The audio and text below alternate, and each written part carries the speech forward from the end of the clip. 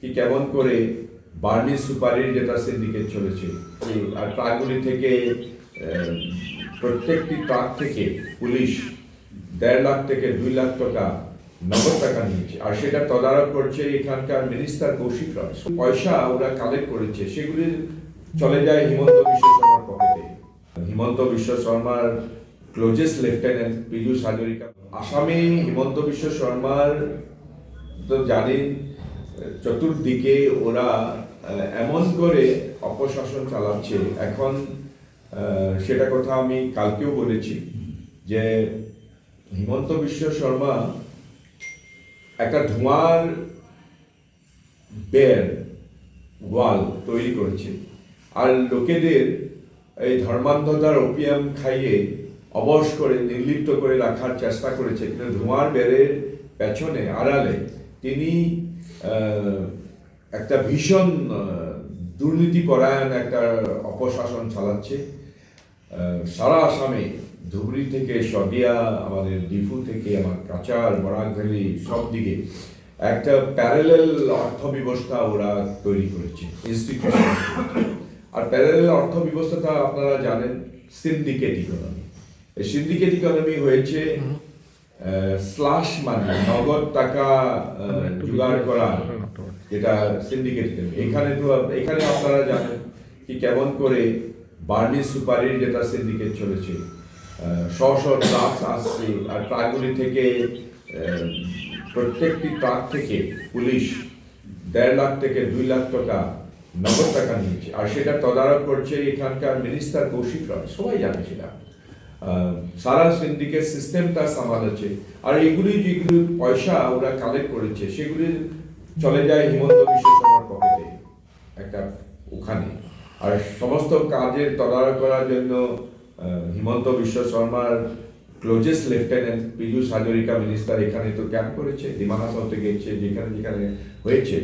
আসামে তিনসুকিয়া ডিস্ট্রিক্টে যেমন অবৈধ কয়লার সিন্ডিকেটের ওখানেও গিয়ে লাস্ট 2 সপ্তাহের মধ্যে ওখানে গিয়েছে, শিলচরে এসেছে, আমাদের করিমগঞ্জে গেছে, ডিমা হাসাওতে গেছে তদারক করার জন্য। আর একটা রিজনাল লিডারের হাতে এই সিন্ডিকেট সিস্টেমটা দেওয়া হয়েছে। যেমন করে কাছাড়ের সমস্ত আপনারা জানেন যে কেমন করে হচ্ছে, শুধু বার্মিজ সুপারি নয়, সবগুলো জিনিস, ড্রাগস আর বার্মিজ সিগারেটস, সমস্ত অল কমোডিটিজের উপরে এটা সিন্ডিকেট সিস্টেম হয়েছে।